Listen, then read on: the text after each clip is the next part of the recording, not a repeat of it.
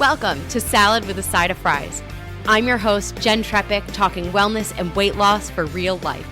We're here to clear up the myths, misinformation, bad science, and marketing to teach you how to eat and how to cheat.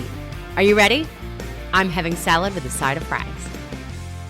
This week's nutrition nugget is all about cereal. So I know this is a go-to breakfast item. Do you remember those old commercials that told us a balanced breakfast was a bowl of cereal, 2 pieces of toast, and a glass of orange juice? Yeah. Right? Absolutely. Crazy. And many of us did it. Many people still start their day with a bowl of cereal. But then what happens? We eat the cereal for breakfast, we have some energy, and then a couple hours later, maybe like mid-morning, we're tired and hungry again. Right? And that's because the cereal for breakfast spiked our blood sugar. We had a bit of energy for a short period of time, and then our blood sugar dropped, we crashed, we're tired and hungry again. So in an effort to get energy again, what do we reach for? Right? More food and our body is going to crave that which gives us fuel the fastest way possible.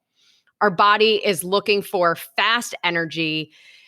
Chemically, then, we're craving more bread, more cereal, more of those high glycemic choices. So what do we do?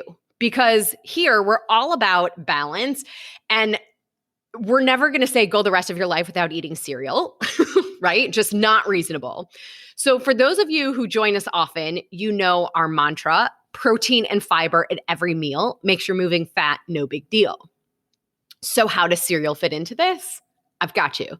So it goes back to our episodes about reading labels and also on net carbs.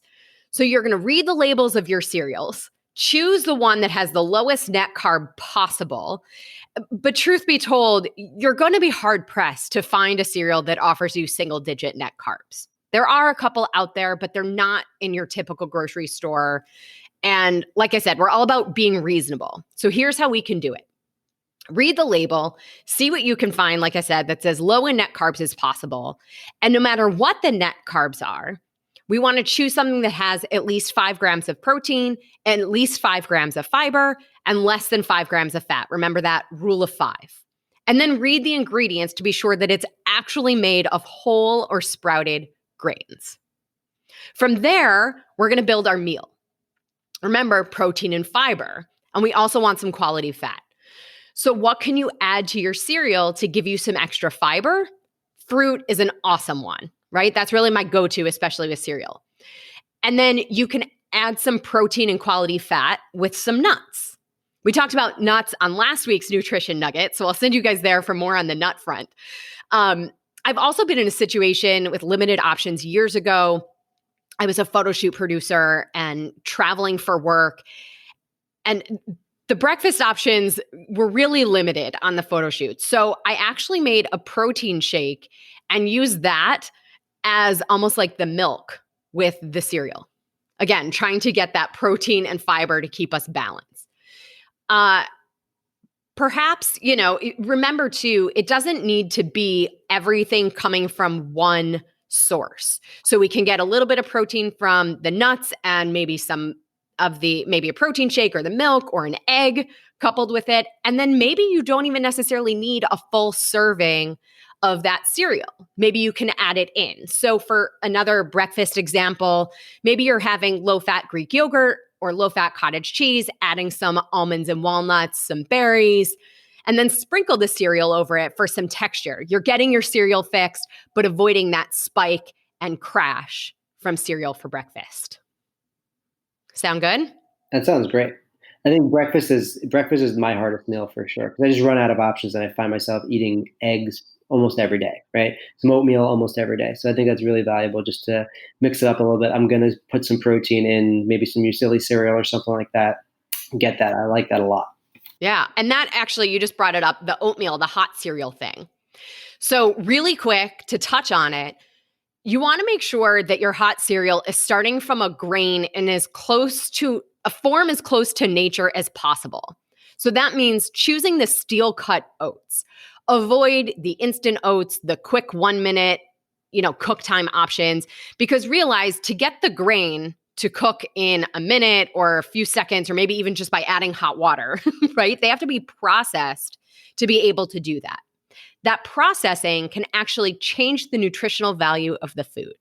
Remember, the more work the machine does, the less work our body does. And our body's digestive system was meant to do that work, to break down our food. So those instant versions have virtually zero fiber or protein. So if you want those hot cereals, especially as we head into colder months, choose the old-fashioned, long cooking versions. Make them, in a batch, maybe on the weekend or one night while you're making dinner, and then throw it in the fridge. And then it's still fast in the morning. So there you have it, guys. Cereal can be a tough one when focusing on our health, but it's not off limits. That's great. Awesome. Yeah. Mike, one more time, thank you for being here. Thank you for having me. This is excellent. I love it. Awesome. As always, everybody, I'm your host, Jenn. Oops. We're going to do that again. Yeah. As always, I'm your host, Jenn Trepeck. Connect with me on Instagram at Jenn Trepeck, JENNTREPECK. Our Facebook page is at the same handle, and we want to hear from you. So please submit your questions, ideas. Of course, share us on social media so that we can tag you back and get to know what your favorite takeaways are in your favorite episodes. And social media is also an easy way to reach out to learn more about working with me directly or addressing your personal concerns. Of course, if you're not already a member, join our membership program by going to glow.fm/salad with a side of fries to get this week's recipe for the breakfast bars with frosting, another easy breakfast for everybody, and your free one-on-one 30-minute session with me. Everybody, enjoy your day and your week. Remember, you can be your own physical therapist when we pay attention to how our body feels. Thanks, guys. See you next week. Well, friends, that's it for today's episode of Salad with a Side of Fries.